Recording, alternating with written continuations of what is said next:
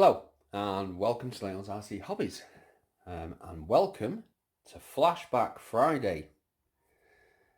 Adventure Time RC asked me to do this one and I was going to, but before that we're going to do a big shout out for a sticker, and it is from the very man himself, Adventure Time RC. Please check out his channel, he's an absolute fantastic guy. I'll leave his name and channel in the description. But absolutely fantastic, and he's been doing these Flashback Friday videos, and I realised I've got a couple of retro RC cars, so might as well have a go myself. But before we do, let's get this sticker up. I'm just going to put you on pause for 1 second. So I think there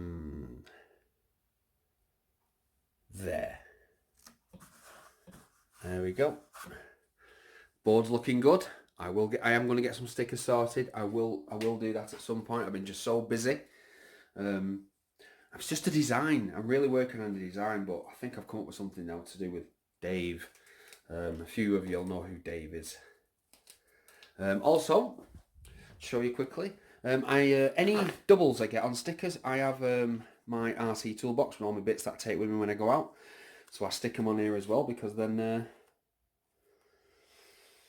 we've got more advertising. Where are we going? There we go. RC time. Above Boise and below Tipster. But yeah, if you have any seconds, I always stick them on this, so when I go out, like I say, I do advertise. Right, so let's get back to the Flashback Friday. Let's get this camera set up. I do apologise. We're not professional here. So I got this. I've had this now about 17, 18 years. I got given it to me off a friend of mine. He had no use for it.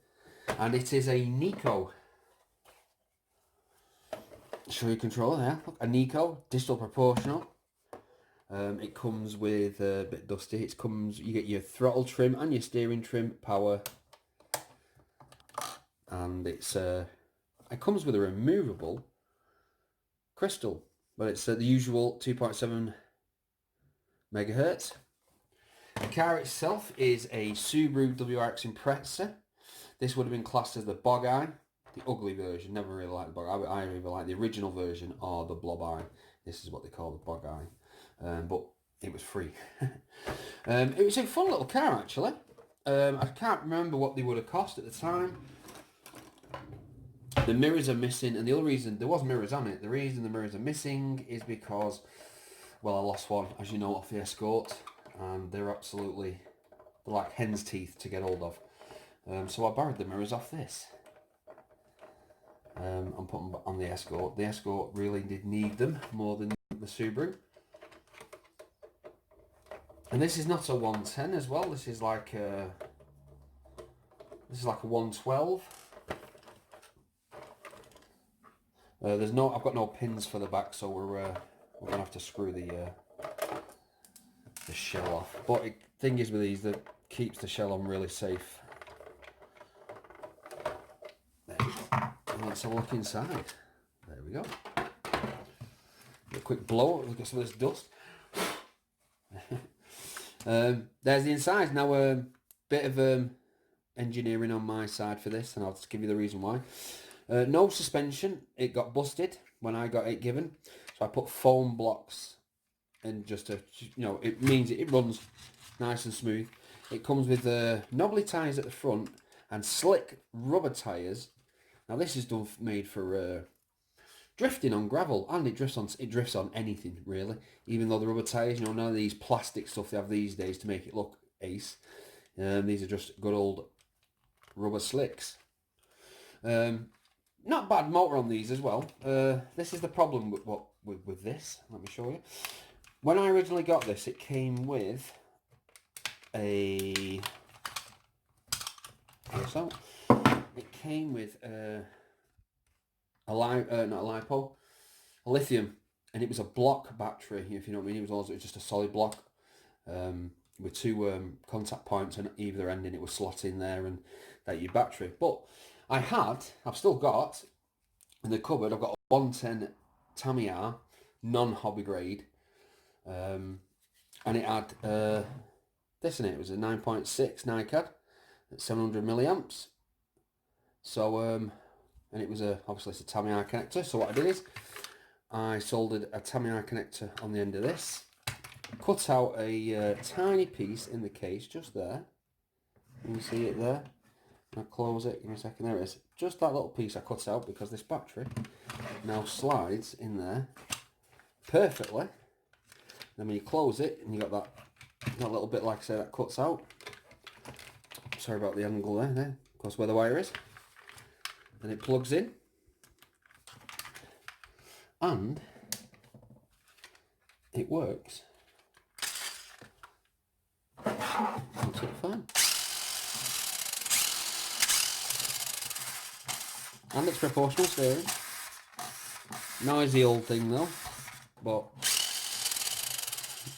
we're going to give it a test on the kitchen floor. I'd like to have took it outside, but usual. It's Manchester and it's raining.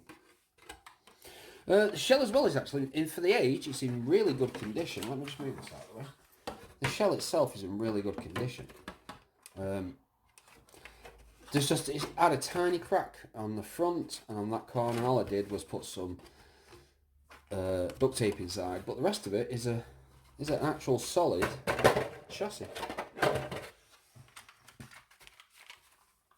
So you'd think for the condition of all the springs that are missing and snapped, I assume the shell would be badly damaged too, but it's not. The wheels were originally, can't think what colour they were. White, but what I did is someone's coloured them. So what I did is I got some aluminium foil and just covered up the spokes just to make it look a little bit cleaner. Certainly don't know how much these worth. They are very early 90s, so they are retro. And Nico was a very famous company. They still make stuff now. Been out for a long time.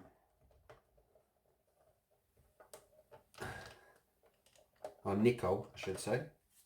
Not Nico. It's a film. Right, let me just get this on. And we'll try and drive this one-handed. I'll put the camera on the floor. I'll do something. Just to show you. My kitchen's very small.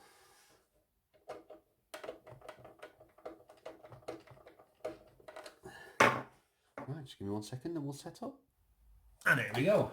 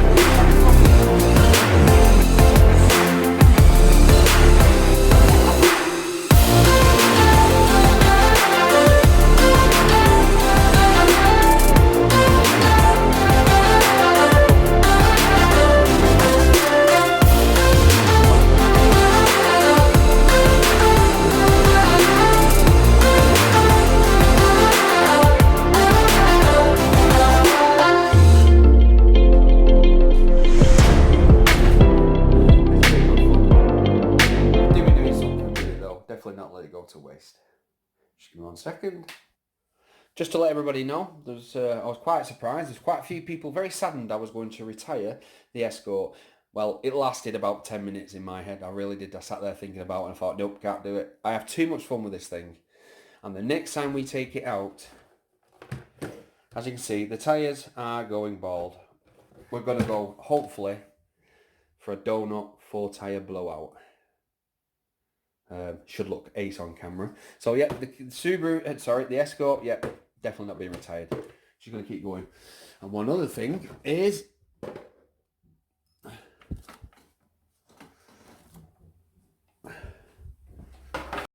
the TT02 update. This is the shell I'm using for the speed runs. We've got our Misfit stickers on there, as it's sponsored by them. But yeah, I've got quite a few of these shells, and I thought this is a perfectly good shell for the speed runs. Tyres, I've got to get foam tyres, can't use rubber because obviously anything over a certain amount of speeds and they're going to rip off and blow up. So we're going to order some sponge racing tyres for this. But yeah, I think this shell's perfectly good. It's got some good aerodynamics, and if we need be, we can remove this. And it's got a good airflow to go over the top of it. It did have quite a few holes in it from other jobs, but what I do is a trick. Let me show you. There's one. I'll put tape over the top, turn it over, and then put some a bit of glue gun.